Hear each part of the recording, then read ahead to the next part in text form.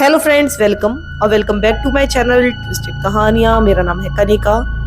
आज मैं आपके लिए फ्री की फ्राइडे स्टोरी लेकर आई हूँ।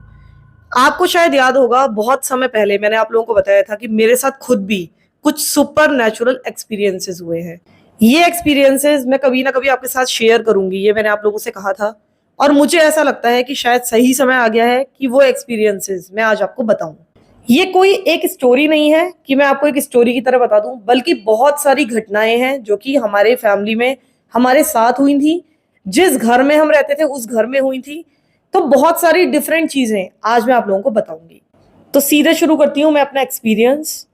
मैं आप लोगों को बता दूं कि जब मैं छोटी थी तो मैं रामनगर में रहा करती थी। रामनगर नैनीताल के पास एक छोटा सा टाउन है। हो सकता है कि आप में से भी कुछ लोग रामनगर से जुड़े हुए हों। अगर आप लोग रामनगर से हैं तो प्लीज कमेंट करके जरूर बताइएगा। मेरे बचपन के 13 इयर्स रामनगर में बीते। मेरी मम्मी की जॉब वहां पर थी। वो एक हाई रैंक गवर्नमेंट ऑफिसर थी, जिसके बारे में मैं आपको नहीं बताऊंगी कि वो क्या थी। लेकिन क्योंकि उनकी जॉब वहां पर थी, उत्तराखंड में थी। एक्चुअली उस समय उत्तराखंड था ही नहीं, उस समय उत्तराखंड यूपी का ही पार्ट था। तो हम लोग एक तरह से यूपी में रहा करते थे, यूपी के रामनगर में, जो कि नैनीताल के पास है। अब रामनगर के जिस एरिया में या जिस मोहल्ले में हम रहा करते थे वो था लखनपुर। और लखनपुर नाम का ये जो मोहल्ला था, ये डिग्री कॉलेज के बैक गेट की तरफ था। एक्चुअली वहां पर जो डिग्री कॉलेज है, रामनगर का डिग्री कॉलेज, वो बहुत बड़े एरिया पर है। वहां का ज्यादातर एरिया, यानी कि वो मैदान जिस पर डिग्री कॉलेज है, वो खाली पड़ा हुआ है। एक तरफ तो डिग्री कॉलेज बना हुआ है और इस डिग्री कॉलेज के दो मेन गेट्स हैं। इसमें से एक गेट तो बैराज साइड खुलता है, बैराज की तरफ खुलता है, जो उसका मेन गेट है। और एक बैक गेट भी हुआ करता था। ये जो बैक गेट था, ये कुछ समय के लिए तो खुला ताकि यहाँ के लोगों को आसानी रहे वहां आने के लिए। लेकिन बाद में पता नहीं क्यों, लेकिन उस गेट को बंद कर दिया गया। और वो गेट आज भी बंद है, क्योंकि 2-3 महीने पहले मैं कई सालों के बाद रामनगर गई थी अपने उस घर को देखने के लिए। और तब मैंने पाया था कि वो गेट जो कि उस समय बंद था, वो आज भी बंद ही है। तो वहां का जो डिग्री कॉलेज है रामनगर का, ऐसा माना जाता है कि वो जिस जमीन पर है वहां पर कभी शमशान घाट हुआ करता था। और इस जगह का नाम था भोटिया पड़ाव। अगर आप रामनगर के रहने वाले हैं तो आप मेरी सारी बातों से कनेक्ट कर पा रहे होंगे। तो भोटिया पड़ाव नाम की जो जगह थी, वो उस समय काफी हॉन्टेड मानी जाती थी। अब वो हॉन्टेड मानी जाती है नहीं, मुझे बिल्कुल नहीं पता है। लेकिन उस समय वहां की बहुत सारी कहानियां पॉपुलर थी। अब हम लोग क्योंकि 80s के किड्स हैं, यानी कि हम 80s और 90s के बीच में पैदा हुए हैं, तो आप लोग समझ ही सकते हैं कि उस समय का माहौल बिल्कुल ही डिफरेंट था। तब के बच्चे रोड पर खेला करते थे। हम लोग डिग्री कॉलेज के उस बैक गेट से डिग्री कॉलेज के अंदर जाकर खेला करते थे। वहां पर बड़े बड़े पोल लगे हुए थे, उसमें हम झूला डाल लिया करते थे, झूला करते थे। और वैसे भी वो पूरा डिग्री कॉलेज हॉन्टेड नहीं कहलाता था। उसका कुछ बैक एरिया था बैराज की तरफ, वो हॉन्टेड कहलाता था। फिलहाल इससे तो हमें कोई लेना देना नहीं था कि क्या हॉन्टेड था क्या नहीं था। हम आराम से अपनी जिंदगी जी रहे थे, शक्तिमान देख रहे थे। उस समय सिर्फ दूरदर्शन हुआ करता था। हम मूवी के कैसेट्स लाया करते थे, मूवीज देखते थे, यानी अपनी जिंदगी फुल ऑन एंजॉय कर रहे थे। लेकिन जिस घर में हम रहा करते थे, ऐसा बताया जाता है कि वो घर हॉन्टेड था। अब अगर हम उस घर की बात करें जिसकी बाहर की कोई भी पिक्चर मेरे पास अवेलेबल नहीं है, और अगर होती भी तो शायद आज मैं आपके सामने शेयर नहीं करती, क्योंकि किसी भी घर को बदनाम करना ठीक नहीं है। फिलहाल उस घर में कुछ और लोग रहते हैं। मैं इस बार उन लोगों से मिलकर भी आई थी। तो जिस घर में हम रहते थे उसके दो पोर्शन थे, यानी कि दो दो रूम के दो पोर्शन थे। बाहर एक चैनल था, उसको अगर आप बंद कर लें तो दो पोर्शन थे, यानी कि दो कमरे, टॉयलेट और किचन एक पोर्शन में था, और दो कमरे और टॉयलेट किचन दूसरे पोर्शन में था।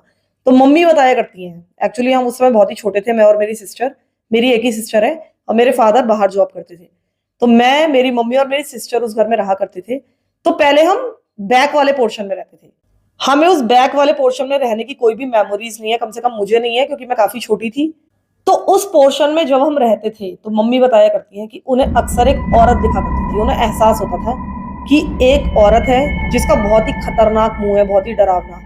उन्हें ऐसा लगता था कि वो औरत अचानक से उनको दिखी और एक दीवार में घुस गई, कोई भी दीवार जो भी आसपास होती थी, यानी वो बिल्कुल डिसअपियर हो जाती थी। और वहां पर रहते हुए मेरी मम्मी को बहुत ही भयानक सपने आने लगे। उनको ऐसे सपने आते थे कि वो लेटी हुई हैं, सो रही हैं, अचानक से वो औरत आई, उसने बिस्तर का जो डनलप का गद्दा होता है, जो मैट्रेस होता है, वो उठाया और उस मैट्रेस को मेरी मम्मी के मुंह पर रखकर वो बुरी तरीके से दबा रही है। उसका चेहरा बहुत ही खतरनाक दिख रहा है, और धीरे धीरे जो मेरी मम्मी है उनका दम घुट रहा है और उनकी आंखें बाहर की तरफ आ रही है। इस तरह के सपने उनको बहुत ज्यादा आने लगे।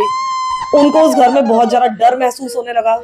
हालांकि मेरी मम्मी बिल्कुल भी भूत प्रेतों पर विश्वास नहीं करती हैं, उस समय भी नहीं करती थी, अभी भी नहीं करती हैं। लेकिन फिर भी जब उन्होंने एक्सपीरियंस बाकी लोगों को बताए तो उन्होंने कहा कि नहीं, इस घर में कुछ ना कुछ गड़बड़ है और हमने भी इस घर के बारे में ऐसा कुछ सुना है, तो आप एक पूजा करवा लीजिए। तो मेरी मम्मी ने बगल में एक बूढ़ी सी औरत रहती थी जिसे सब नानी नानी कहते थे, अकेली रहती थी, तो उसको बताया, तो उसने कुछ सामान मंगवाया मेरी मम्मी से कि बीड़ी ले आना, सिगरेट ले आना, चावल ले आना, पता नहीं क्या क्या। तो मेरी मम्मी ने कहा कि मैं नहीं ला पाऊंगी, आप खुद ही ले आइएगा। उनको पैसे दिए, फिर उन्होंने कुछ पूजा पाठ किया और उसको भोटिया पड़ाव में, यानी कि उसी डिग्री कॉलेज के पीछे ले जाकर सारा सामान फेंक दिया था। उसके बाद से ये जो घटनाएं थी थोड़ी सी कम हो गई थी, लेकिन ऐसा नहीं है कि सब कुछ सही हो गया था। उसके बाद भी कभी कभी मेरी मम्मी को उस घर में डर महसूस होता था। बाद में हमने उस पोर्शन से दूसरे पोर्शन में, यानी कि आगे वाले पोर्शन में शिफ्ट कर लिया था।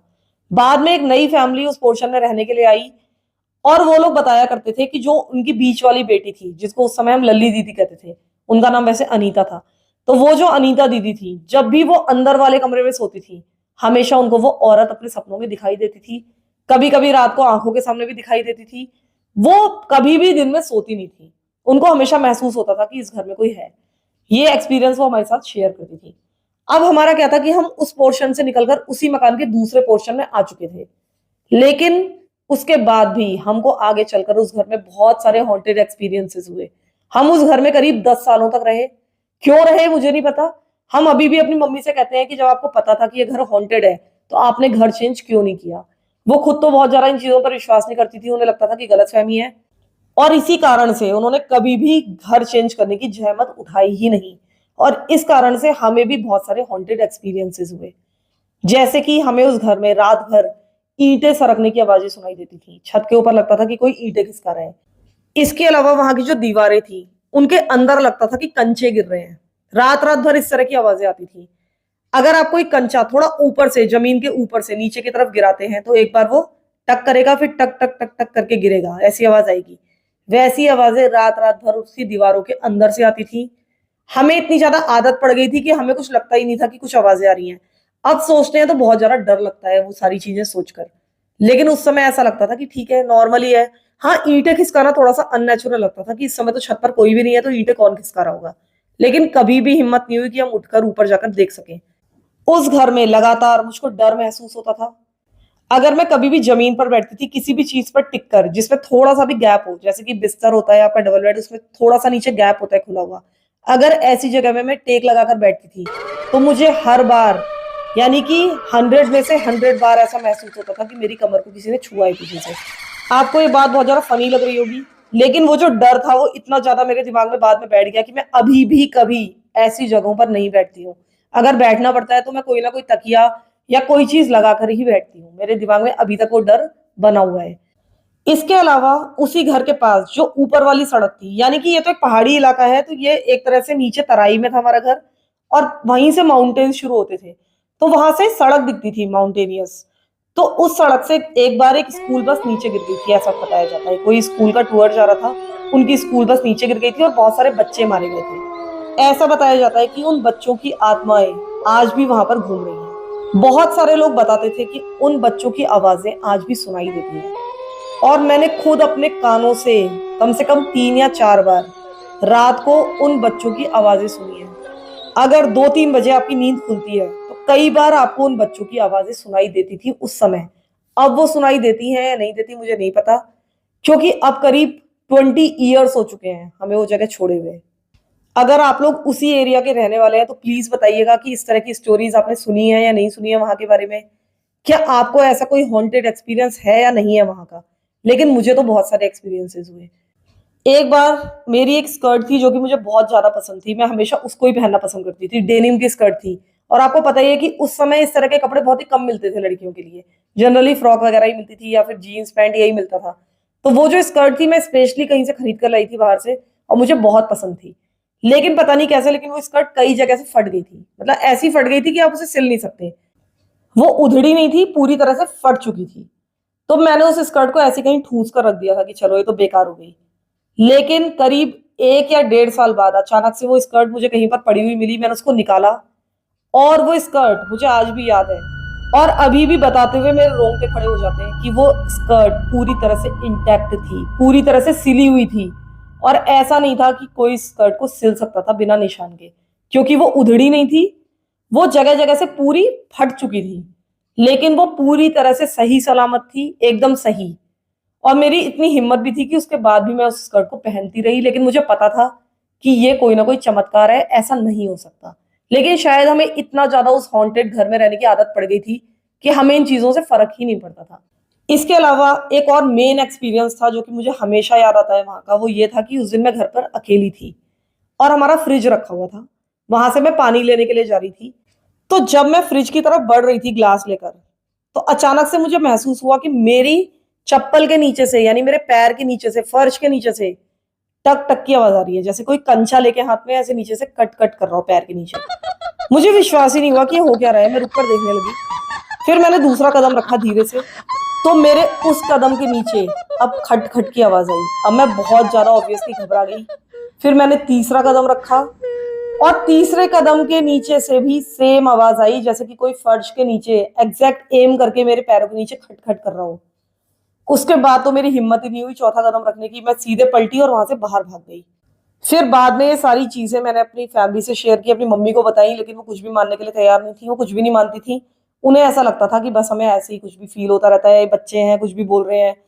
हालांकि उनको खुद भी ये सारी आवाजें सुनाई देती होंगी, जैसे ईंटें खिसकाने की, कंचे गिरने की और भी सारी चीजें, लेकिन शायद वो इन चीजों पर ध्यान ही नहीं देती थी। वो अपने आप में बहुत ज्यादा हिम्मती थी। लेकिन मैं कभी भी ये चीजें नहीं भूल सकती। ये जो बचपन के एक्सपीरियंसेस हैं ये बहुत ज्यादा हैं।